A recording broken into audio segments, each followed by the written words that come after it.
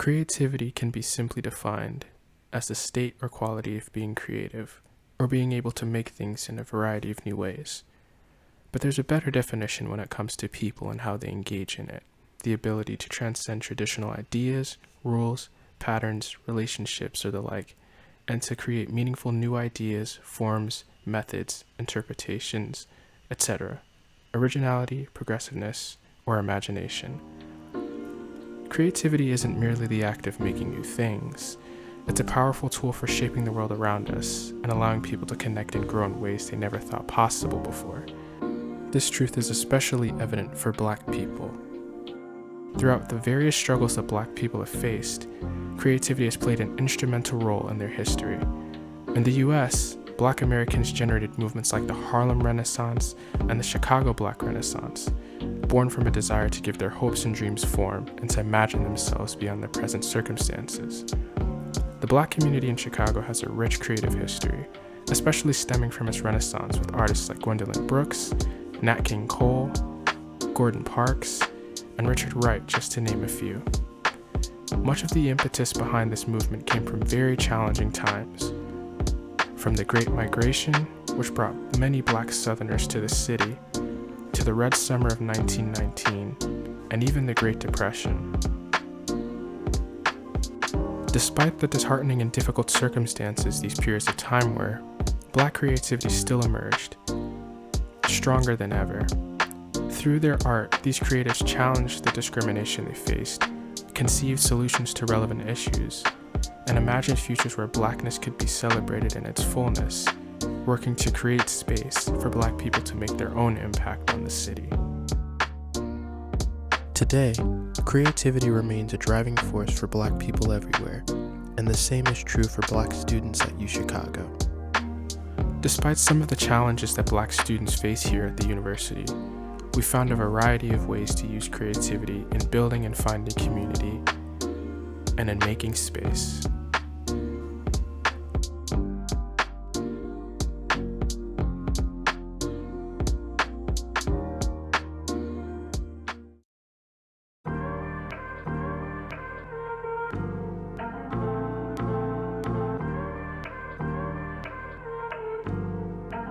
So visuals came from me and Aaron. We had this idea.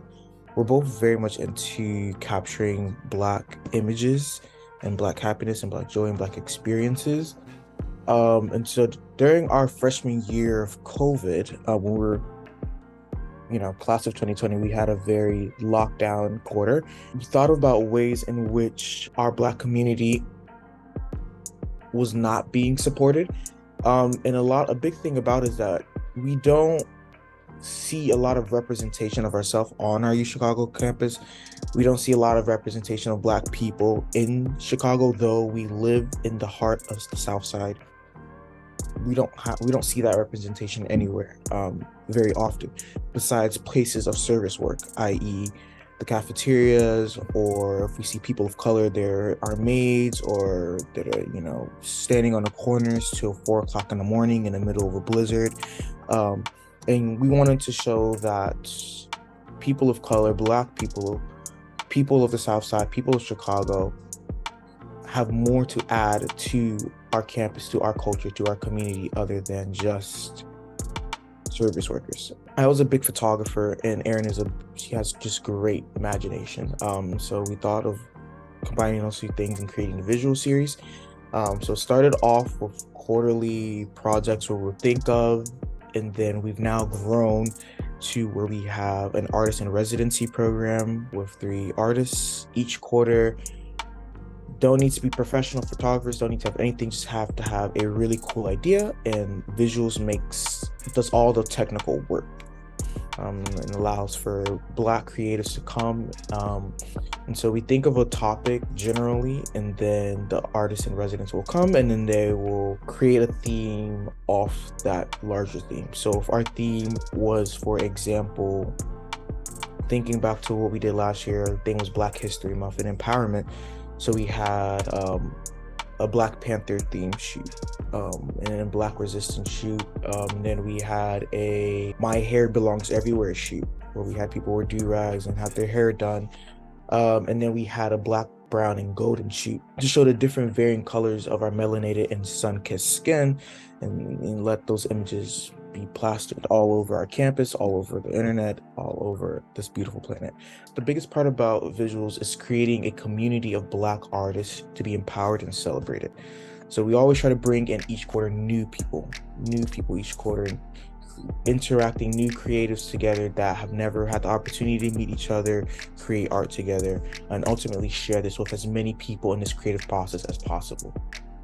Photography by itself is like a very magical medium that we have in terms of artistry, because at no given moment are we ever always happy. At no given moment are we ever always sad. At no moment are we always continuously anxious or nervous or whatever. And so often we're able to take these very intense emotions or intense feelings, and we're able to like hold it like a Pokemon, like capture it, image, and this moment, this feeling, or this anticipation of a feeling, or this reaction to an image or reaction to a situation is captured and can be further analyzed and loved and appreciated forever and ever, always. So specifically for empowering Black students on campus, we're able to capture their happiness, some of the happiest moments that they're in this image, and we're able to keep that happiness, because we go through so much going to Chicago, we go through so much living in Chicago, we go through so much living in America, and so being able to capture those incredibly happy moments. For example, when we were doing Our Hair Belongs Everywhere, capturing those moments people are happy and feeling comfortable wearing their do-rags in the middle of Mansueto, or like in this predominantly white space, and being comfortable and empowered by their natural hair and their frills being out and their curls being out and their braids being out, and wearing their bonnet and X, Y, and Z. So that's one way that picture is able to show and capture and empower Black creativity in that way. But then also in a lot of ways, we're able to capture the intensity of our wrath. In our Black Revolution shoot, we were trying to make a call, even through our messages in our descriptions of our work. We were calling up for action, we were calling for change, we were calling for an awakening in a way. And we're able to capture in those moments the wrath, the power behind the Black voice, the power behind the Black spirit, and capture in a picture where you can always look back and be like, these individuals were trying to stand for something. And I think that's one of the reasons why photography is such a powerful medium for capturing and empowering Black voices, because in videography, you can capture these intense and purposeful emotions, visceral emotions, and keep them forever. Yeah, our biggest mission is to bring as many novice or people who have interest in storytelling and creating art, who've